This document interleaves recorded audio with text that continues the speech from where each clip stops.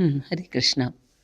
Srila Prabhupada mentions how the regulative principles have an effect on the mind to free ourselves from all these cheating propensities. And basically, it's born out of unlimited desires. He says that when one wants to enjoy with family and friends, then one has an inordinate need for a lot of money, and then one is ready to even cheat, beg, borrow, steal, and enjoy himself. So fundamental, the root cause of all these, bad behavior is this mood to enjoy. And we may think, what is wrong in wanting to enjoy? It is natural. But no one who has tried to enjoy himself has ever found himself satisfied. The natural, once we embark ourselves in this mood of enjoyment, then our greed just keeps on getting raised. The bar keeps on getting going up. We get used to whatever, I mean, the law of diminishing marginal returns ensures that the more we have of something, the less and less we become happy with it. We want more of something else in order to satisfy us. So, in this way, the greed keeps on developing more and more, and we become completely bound. Our senses are helpless in our need for those things. And then, in this way, the conditioned soul completely loses himself about what should be done, what should not be done, and so on. So, then where is the then what is the solution? So, and that is the what Chaitanya Mahaprabhu has so very subtly given us, that when you chant the Hare Krishna mantra, this cleans our mind from the mood of enjoyment to the mood of service. Service seems like um, very bitter to us in the beginning. We think, why should I serve? It's so horrible. It's nice to enjoy myself. It's nice when others serve me, when I get things for myself. I, me, mine syndrome. But on the other hand, when we, by chanting Hare Krishna, what happens is we develop this mood of, enjoyment in serving the senses of the Lord. Because there is such a close connection between the Lord and ourselves. It's just like maybe the fingers, how they are connected to the body. We are small, tiny parts of Krishna. And when the body is satisfied, the fingers are also enjoying.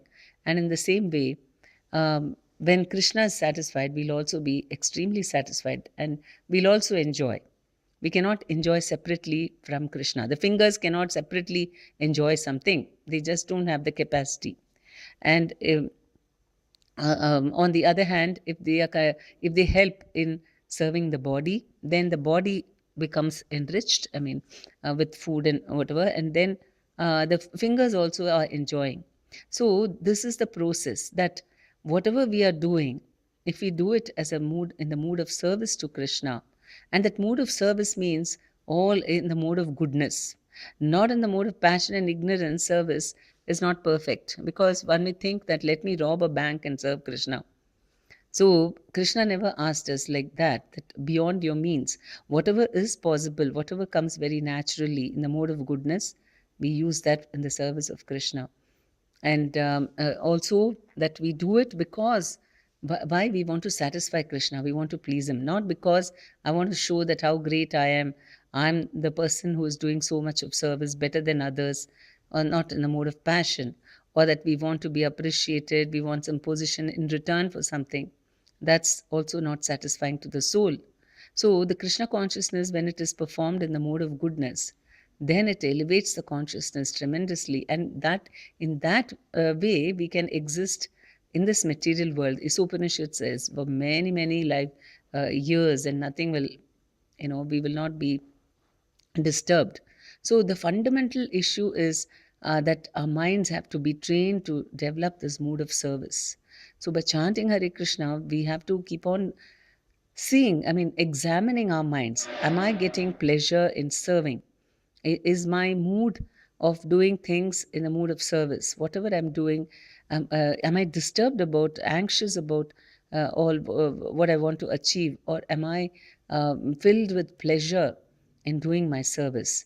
So when we are, the service has to be simply to satisfy Krishna, to meditate upon his lotus feet, and to do everything in a perfect way that he may be satisfied. And all the results are what Krishna gives. and Krishna is very kind to his devotees, and we must be, then the satisfaction comes because Krishna is involved in that. When he gives the results and when we enjoy, it's not through our gross senses that we are enjoying, because we are appreciating how Krishna has been so merciful in giving us. Just like the prasad is considered the mercy, the food, when we are tasting it, we should be thinking about how wonderful it tastes, because it's Krishna has tasted it. I can taste Krishna's potency. I mean, and the spiritual aspect of the food that should exhilarate us.